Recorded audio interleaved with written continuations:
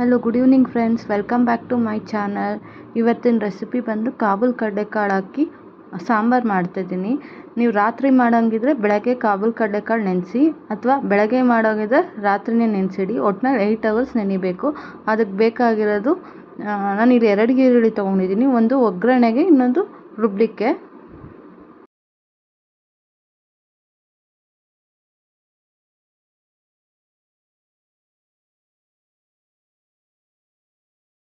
ನಾವು ರುಬ್ಕೊಳ್ಳೋ ಅಷ್ಟರಲ್ಲಿ ಕಾಳು ಹುರ್ಕೊಳ್ಳೋಣ. ಈಗ ಕಾಳು ಹುರ್ಕೊಳ್ಳೋದಕ್ಕೆ ಒಂದು ಕುಕ್ಕರ್ ಪ್ಯಾನಲ್ಲಿ ಸ್ವಲ್ಪ ಎಣ್ಣೆ. ಯಾವಾಗಲೂ ಮಸಾಲೆ ಸಾರಿಗೆ ಸ್ವಲ್ಪ ಎಣ್ಣೆ ಜಾಸ್ತಿನೇ ಬೇಕು. ಸ್ವಲ್ಪ ಎಣ್ಣೆ, ಆಮೇಲೆ ಎಣ್ಣೆ ಕಾದ ನಂತರ ಉದ್ದಕ್ಕೆ ಕಟ್ ಮಾಡ್ಕೊಂಡಿರೋ ಈರುಳ್ಳಿ ಹಾಕಬೇಕು. ಅದು ಸ್ವಲ್ಪ ಹುರ್ಕೊಬೇಕು, ಲೈಕ್ ಸ್ವಲ್ಪ ಡಾರ್ಕ್ ಬ್ರೌನ್ ಆಗಲಿ, ತುಂಬ ಅಲ್ಲ, ಲೈಟಾಗಿ ಹಾಕಿ, ಲೈಟ್ ಡಾರ್ಕ್ ಆಗಲಿ.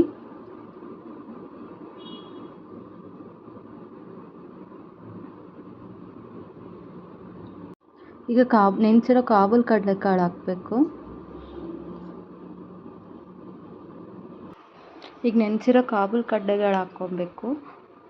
ಹಾಕಿ ಚೆನ್ನಾಗಿ ಹುರ್ಕೊಳ್ಬೇಕು.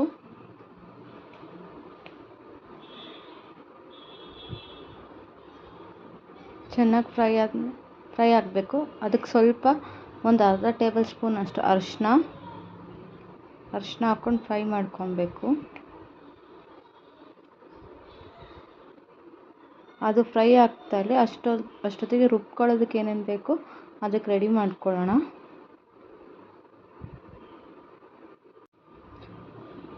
ಒಂದು ಗೆಡ್ಡೆ ಈರುಳ್ಳಿ, ಆಮೇಲೆ 2 ಟೊಮೆಟೊ,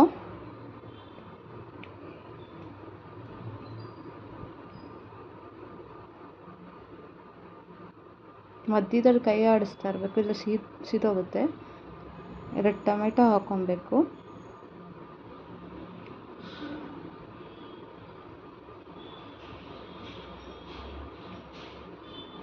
ಕಟ್ ಮಾಡ್ಕೊಂಡಿರೋ ಈರುಳ್ಳಿ, ಟೊಮೆಟೊ, ಶುಂಠಿ, ಎರಡು ಬೆಳ್ಳುಳ್ಳಿ, ಚಕ್ಕೆ ಮತ್ತು ಗಸಗಸೆ, ಲವಂಗ ಇಷ್ಟು ಹಾಕ್ಕೊಂಡು ರುಬ್ಕೊಳ್ಬೇಕು.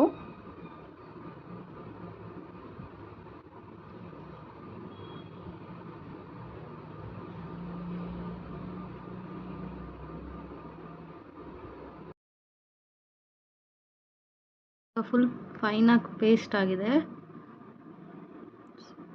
ಈಗ ಮಿಕ್ಸಿ ಮಾಡ್ಕೊಂಡಿರೋದಕ್ಕೆ ಕಾಳಿಗೆ ಹಾಕಬೇಕು. ಅದು ಹಸಿ ಸ್ಮೆಲ್ ಹೋಗೋವರೆಗೂ ಚೆನ್ನಾಗಿ ಬಾಡಿಸ್ಕೊಬೇಕು.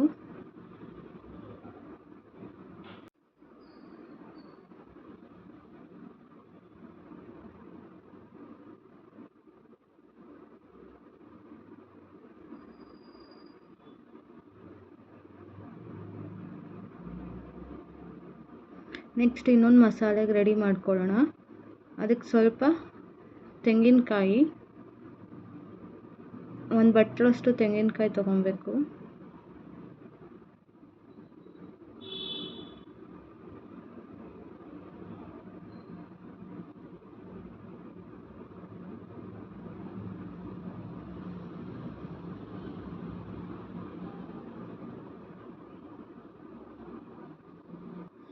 ಆಮೇಲೆ ಸ್ವಲ್ಪ ಹುರ್ಗಡ್ಲೆ, ಜಾಸ್ತಿ ಹಾಕೊಬಾರ್ದು, ಜಾಸ್ತಿ ಹಾಕಿದ್ರೆ ತಳ ಹಿಡ್ಕೊಳ್ಳುತ್ತೆ. ಸ್ವಲ್ಪ ಹಾಕಬೇಕು.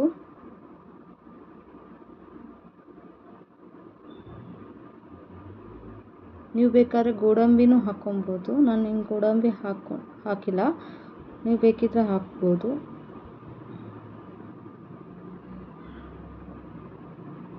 ಇದನ್ನು ಕೂಡ ಫುಲ್ ಸ್ಮೂತಾಗಿ ಪೇಸ್ಟ್ ಮಾಡ್ಕೊಬೇಕು. ತರ್ತರಿ ಇರಬಾರ್ದು, ಸ್ಮೂತಾಗಿರಬೇಕು. ಈಗ ಕಾಯಿ ಮತ್ತು ಹುರ್ಗಡ್ಲೆ ಪೇಸ್ಟ್ ಆಗಿದ ತಕ್ಷಣ ಅದಕ್ಕೆ ಧನಿಯಾ ಪುಡಿ ಹಾಕ್ಕೊಬೇಕು. ನಾನಿಲ್ಲಿ 2 ಟೇಬಲ್ ಸ್ಪೂನಷ್ಟು ಧನಿಯಾ ಪುಡಿ ಹಾಕ್ಕೊಂಡಿದ್ದೀನಿ. ಇದು ಹೋಮ್ ಮೇಡ್ ಧನಿಯಾ ಪುಡಿ. ನೀವು ಬೇಕಿದ್ದರೆ ಅಂಗಡಿದು ಹಾಕ್ಕೊಬೋದು, ಸ್ಟೋರ್ ಬ್ರಾಟು ಹಾಕ್ಕೋಬೋದು.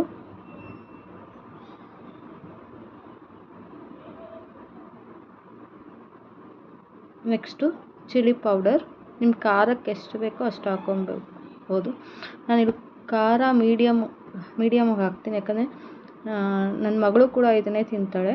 ಆಮೇಲೆ ಸ್ವಲ್ಪ ಗರಂ ಮಸಾಲೆ, ಇದನ್ನು ರುಬ್ಕೊಳ್ಬೇಕು.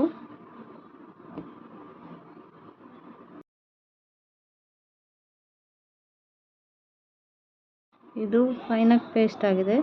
ಇದೂ ಇವಾಗ ಕಾಳು ಜೊತೆ ಹಾಕ್ಕೊಬೇಕು. ಇದೂ ಅಷ್ಟೇ ಹಸಿ ಸ್ಮೆಲ್ ಹೋಗೋವರೆಗೂ ಹುರ್ಕೊಳ್ಬೇಕು.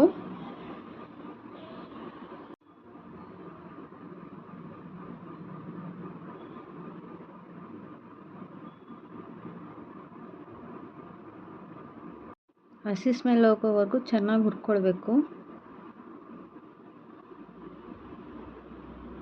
ಜಾರಲ್ಲಿ ಸ್ವಲ್ಪ ಮಸಾಲೆ ಉಳ್ಕೊಂಡಿರುತ್ತಲ್ಲ, ಅದಕ್ಕೆ ನೀರು ಹಾಕಿ ಚೆನ್ನಾಗಿ ಮಿಕ್ಸ್ ಮಾಡಿ ಆ ನೀರು ಹಾಕ್ಕೊಳ್ಬೇಕು. ಅಲ್ಲಿ ಮಸಾಲೆ ಎಲ್ಲ ವೇಸ್ಟ್ ಆಗಬಾರ್ದಲ್ವ, ಅದಕ್ಕೆ.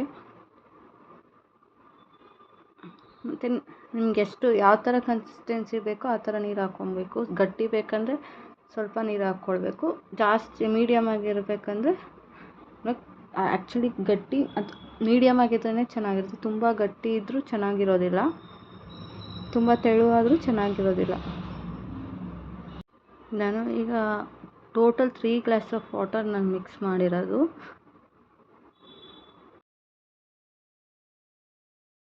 ಸಾರು ಈ ಕನ್ಸಿಸ್ಟೆನ್ಸಲ್ಲಿ ಇದ್ದರೆ ಸಾಕು. ತುಂಬ ವಾಟರಾಗೂ ಇಲ್ಲ, ತುಂಬ ಗಟ್ಟಿಯಾಗೂ ಇಲ್ಲ. ಮುದ್ದೆ, ದೋಸೆ, ಪೂರಿಗೆಲ್ಲ ಚೆನ್ನಾಗಿರುತ್ತೆ. ಚಪಾತಿಗಿಂತ ಪೂರಿಗೆ ಚೆನ್ನಾಗಿರುತ್ತೆ. ರುಚಿಗೆ ತಕ್ಕಷ್ಟು ಉಪ್ಪು ಹಾಕ್ಕೊಳ್ಬೇಕು.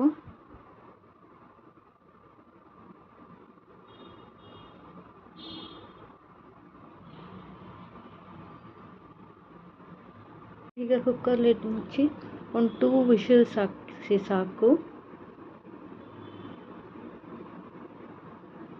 2000 years later.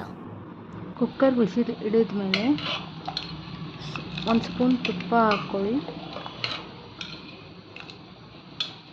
ಒಂದು 2 ಮಿನಿಟ್ಸ್ ಅದು ಕುದಿಸಾದ್ಮೇಲೆ ನೋಡಿ ಸಾಂಬಾರು ರೆಡಿ ಆಗಿದೆ.